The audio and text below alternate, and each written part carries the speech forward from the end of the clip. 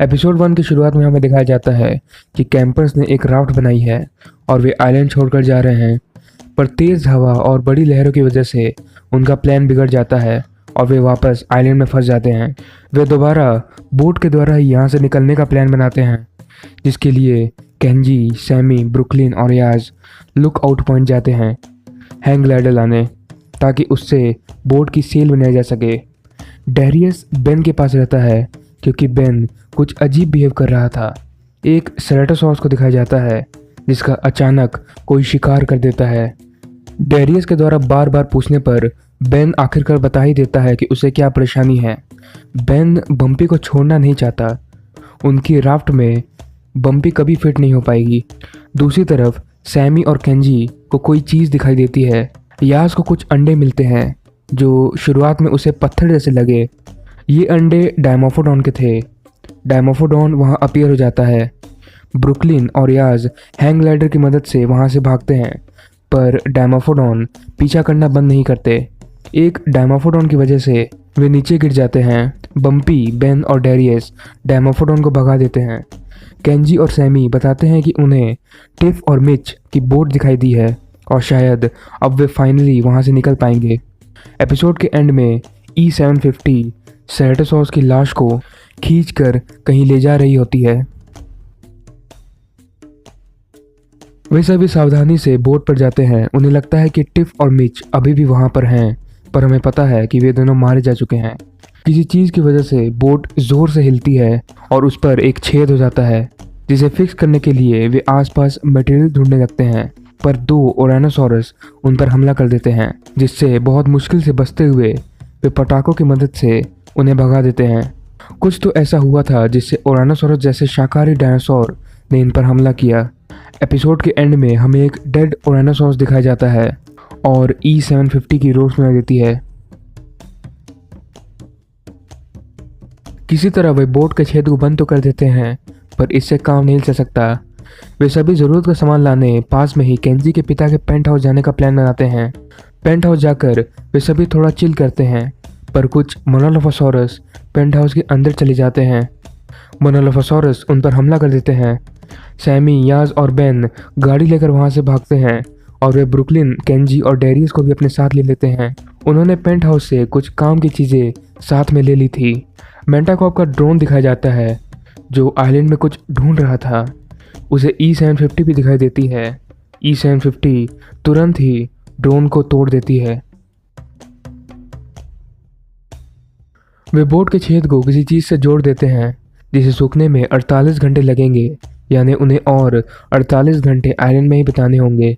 एक कॉम्पी उनका कंपास लेकर भाग जाता है, जिसका याज, डेरियस और केंजी पीछा करते हैं। पीछा करते हुए वे जुरासिक पार्क के विजिटर सेंटर पहुंच जाते हैं, जिसके अंदर उस कॉम्पी ने घोंसला बनाया था और उसी घोंसले में उस कॉम्पी ने उस कंपास को रखा था।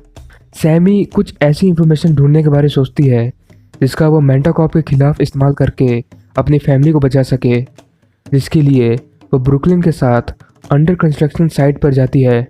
दूसरी तरफ डेरियस और बाकी सभी कॉम्पी से कंपास लाने की कोशिश करते हैं, पर तभी वहाँ ब्लू आ जाती है, पर वह उन्हें देख नहीं पाती।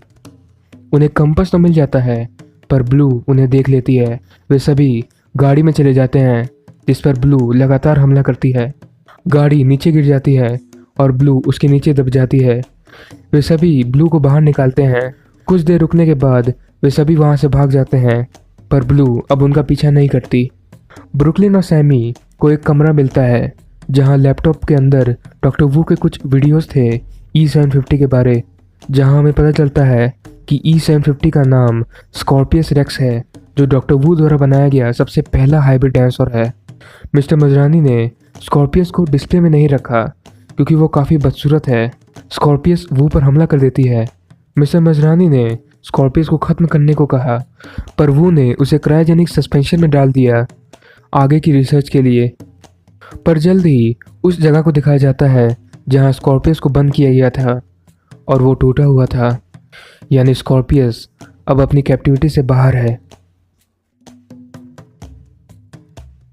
एपिसोड की शुरुआत में हमें स्कॉर्पियस रेक्स को शिकार करते हुए दिखाया जाता है कि किस तरह वो शिकार की थर्मल एनर्जी की मदद से शिकार करती है।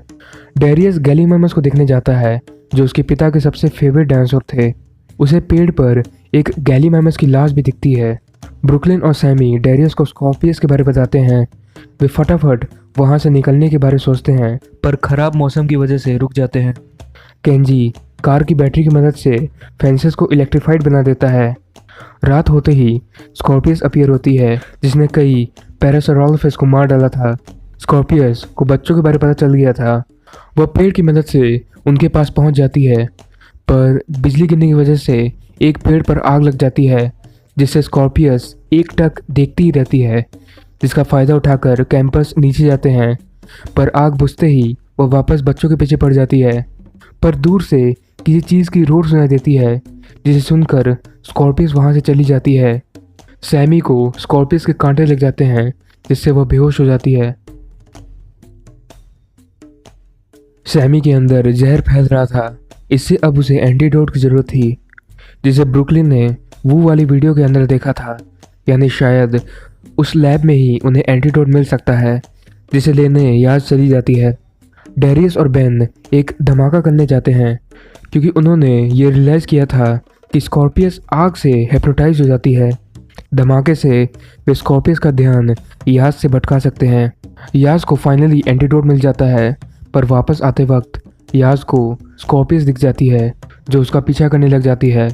याज उसका शिकार बनने ही वाली थी, पर तभी डेरियस और बेन धमाका कर देते हैं, जिससे स्कॉर्पियस धमाके की तरफ जाने लगती है। सैमी को एंटीडोट मिल जाता है और उसे होश आ जाता है।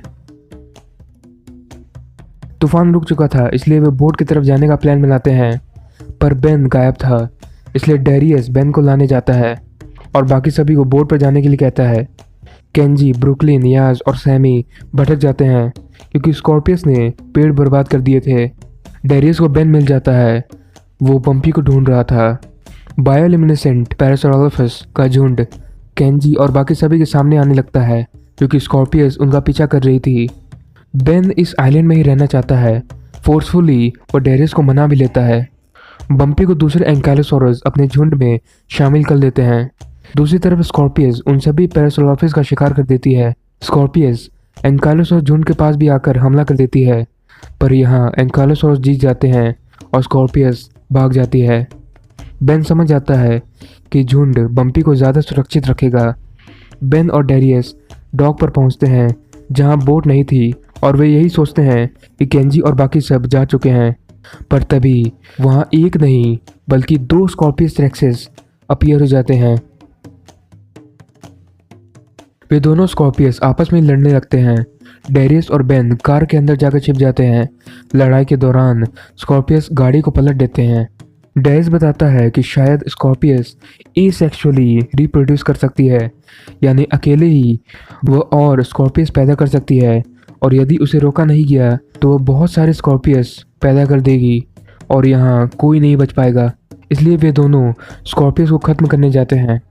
केंजी, ब्रुकलिन, सैमी और याज वापस जाते हैं और बेन और डेरियस को ढूंढने लगते हैं।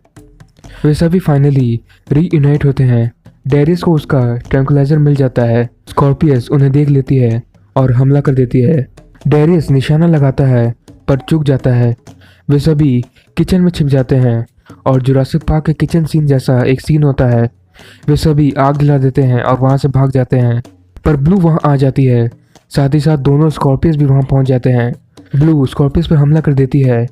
दूसरी स्कॉर्पियस भी पहले स्कॉर्पियस पर हमला कर देती है। कैंपर्स छत को गिराने की कोशिश करते हैं।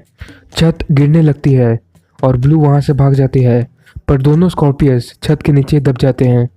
बेन अपना इरादा बदल लेता है और वापस घर जाने का फैसला करता है।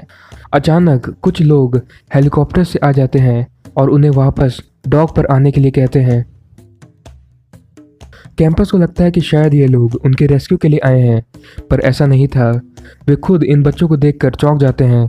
बेन, सैमी और केंजी हेलीकॉप्टर में बैठ जाते हैं, पर तभी रेक्सी की अपीयरेंस होती है, जिससे पायलट पहले ही हेलीकॉप्टर उड़ा देती है। पर रेक्सी हेलीकॉप्टर को पकड़ लेती है, लेकिन उससे हेलीकॉप्टर छूट जाता है। एक मर्सिनरी मारा जाता है। डेरियस, याज और ब्रुकलिन रेक्सी से भागने लगते हैं। वे पकड़े जाने ही वाले थे, पर दूसरे हेलीकॉप्टर से आने वाली आवाज़ की वजह से टी-रेक्स का ध्यान भटक जाता है और तभी जुरासिक वर्ल्ड फॉलन किंगडम का ओपनिंग वाला सीन दिखाया जाता है। यानी ये लोग इंडोमिनस रेक्स का सैंपल लेने आए थे और इनके साथ डॉक्टर वू भी मौजूद थे जिन्हें अपने रिसर्च वाला लैपटॉप चाहिए था। डेरियस और ब्रुकलिन उस लैपटॉप को डिस्ट्रॉय करने के बारे में सोचते हैं ताकि वो स्कॉर्पियस और इंडोमिनस जैसे और हाइब्रिड्स ना बना सके। केंजी और बाकी सभी जिस हेलीकॉप्टर पे थे उस पर टर्नाडोन्स अटैक कर देते हैं और एक ब्राकियोसॉस की वजह से उनका एक्सीडेंट हो जाता है। हेलीकॉप्टर पेड़ पर लटक जाता है। बेन, यास और केंजी वहाँ से निकल जाते हैं। कैंपस को लैपटॉप तो मिल जाता है पर वू के साथ आया एक मर्सनरी जिसका नाम हॉक्स था वो ब्रुकलिन को पकड़ लेता है। ब्रुकलिन डेरियस को लैपटॉप देकर वहाँ से जाने को कहती है। हॉक्स यास और डेरियस को ढूंढने लगता है। एक मर्सनरी नाइट विजन की मदद से उनकी तरफ जाता है पर गलती से वो बैरियोनिक्स, लिम्बो और केओस के पास चले जाता है जो उसे मार डालते हैं। हॉक्स बताता है कि जब तक वे लैपटॉप वापस नहीं देंगे ब्रुकलिन उनके पास नहीं आ पाएगी। कैंपस यही प्लान बनाते हैं कि वे लैपटॉप से सभी डेटा को कहीं और कॉपी करके मेन डेटा को डिलीट करके ही लैपटॉप वापस करेंगे और अगर उस वक्त वो लैपटॉप को चेक करने के बारे में सोचेगा तो बेन उनका ध्यान भटका देगा। कैंपर्स सैमी के पेन ड्राइव में डेटा को कॉपी कर देते हैं। डेटा डिलीट होने से पहले ही केंजी लैपटॉप को वापस करने ले जाता है। वो जैसे ही लैपटॉप को चेक करने लगता है बेन, बम्पी और बाकी एंकाइलोसॉरस भगदड़ करने लगते हैं जिससे ब्रुकलिन को भागने का मौका मिलता है और लैपटॉप बर्बाद हो जाता है। वू और हॉक्स वहाँ से भाग जाते हैं। केंजी डेरियस से नाराज़ हो गया था क्योंकि उसने ब्रुकलिन की जान खतरे में डाल दी थी। वे सभी आइलैंड से वापस जाने लगते हैं पर बोट के एक दरवाजे से किसी चीज़ की आवाज़ आती है जो शायद एक इंडिकेशन था कि Jurassic world camp Cretaceous season 4 आ सकता है।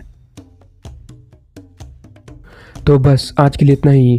यदि आपको वीडियो पसंद आया हो तो ज़रूर से लाइक कीजिए और यदि आप चैनल पर नए हैं और आप भी फैंस हैं डायनासोर या गॉडजिला के तो ज़रूर चैनल को सब्सक्राइब कीजिए। मिलता हूँ अगले नए वीडियो के साथ।